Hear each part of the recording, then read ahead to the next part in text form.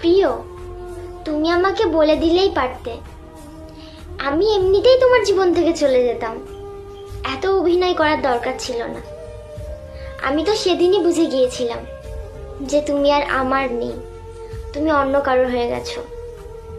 একটা কথা জানো তো, কাউকে অবহেলা করলে তার ঠিক কতটা কষ্ট হয় সেটা তুমি সেদিনই বুঝতে পারবে, যেদিন তোমাকে কেউ অবহেলা করবে। সময় পেলে একবার ভেবে দেখো, আমি কি ভালোবাসা ছাড়া তোমার কাছ থেকে কোনোদিনও কোনো কিছু চেয়েছিলাম? একটু ভালোবাসাই তো চেয়েছিলাম, আর তার বদলে আমি কি পেয়েছি? অবহেলা, কষ্ট, দুঃখ। তুমি যদি আমার জীবনটা চাইতে, আমি তাও তোমাকে হাসতে হাসতে দিয়ে দিতাম, কিন্তু তুমি তো আমার কাছ থেকে মুক্তি চেয়েছো, আর তোমার খুশির জন্য আমি সবকিছু করতে রাজি। নাও।